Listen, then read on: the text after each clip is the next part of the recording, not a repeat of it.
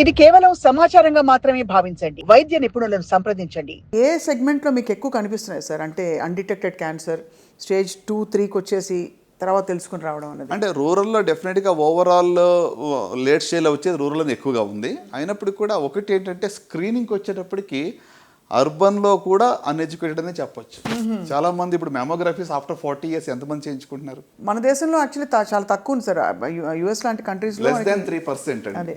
So అంటే even in urban area ఈ యొక్క అవగాహన తక్కువగా ఉందని నేను భావిస్తున్నాను. సో ఫైనలీ సార్, అంటే as we continue your journey, what is your one big dream that you have for the community as an oncologist? అంటే నా గోల్ ఏంటంటే హౌ కెన్ వి క్యాన్సర్ యొక్క బర్డన్ని ఏ విధంగా మనం తగ్గించగలం, ఏ విధంగా దీన్ని పూర్తిగా నిర్మూలన చేయడం అనేది కాకపోవచ్చు, బట్ ఏదైతే మనం ఆపగలమో దాన్ని మనం ఆపొచ్చు. ఇందాక మనం అనుకున్నట్టుగా సర్వైకల్ క్యాన్సర్ లేకుండా చేయొచ్చు, బ్రెస్ట్ క్యాన్సర్ అర్లీగా డయాగ్నోస్ చేయొచ్చు, ఓరల్ క్యాన్సర్ అర్లీగా డయాగ్నోస్. సో ఈ యొక్క సంఖ్యను తగ్గించాలన్న ఉద్దేశంతోనే మరి ప్రస్తుతానికి నా యొక్క ఏదైతే కమ్యూనిటీ వర్క్ ఏదైతే ఉందో దాని ద్వారా చేస్తాను, గ్రేస్ క్యాన్సర్ ఫౌండేషన్ ద్వారా.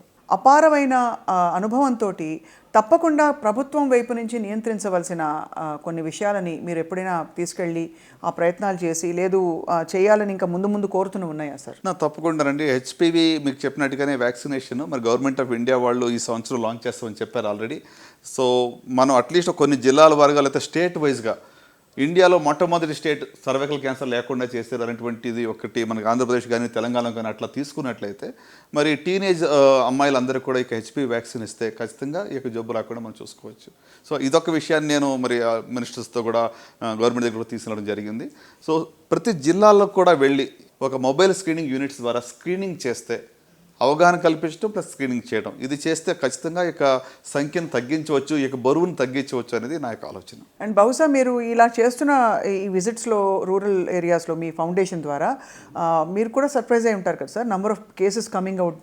డెఫినెట్గా అండి. నాన్ కమ్యూనికబుల్ డిసీజ్ అంటాం, అంటే దీర్ఘకాల వ్యాధులు కదా, డయాబెటీస్ కానీ హైపర్ టెన్షన్ కానీ, ఇవి ఫస్ట్ టైము కొన్ని ప్లేసుల్లో 12%, 10% అట్లా వాళ్ళకి ఏమీ తెలియదు, క్యాంప్కి వచ్చారు 100 మంది diabetes hyper tension. Cancer detection rates about 1.3 to 1.5% ఉంది. సో అది కూడా చాలా ఎక్కువ అండి. వెస్ట్రన్ కంట్రీస్లో 0.3% మ్యామోగ్రఫీ డిటెక్టెడ్ క్యాన్సర్స్ అంటే చాలా ఎక్కువగా ఫీల్ అవుతుంటారు. కరెక్ట్, అవును అవును. So in that way it's very high.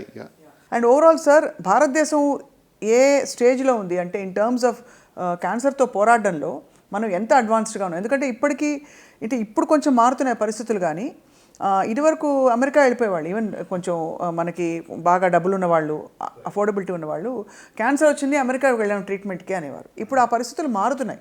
But how do you rate India on?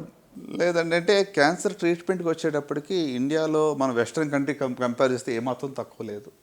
అంటే క్లినికల్ రీసెర్చ్, కొత్త మాలిక్యూల్స్ అండ్ ట్రయల్స్ అవన్నీ కూడా అక్కడ ఎక్కువగా ఉండొచ్చు తప్ప టెక్నిక్ వైజ్ కానీ, సర్జికల్ స్కిల్స్ వైజ్ కానీ, లేకుంటే ఎక్విప్మెంట్ వైజ్ కానీ, ఇన్ఫ్రాస్ట్రక్చర్ వైజ్ కానీ మనం ఏమాత్రం కూడా తక్కువ కాదు.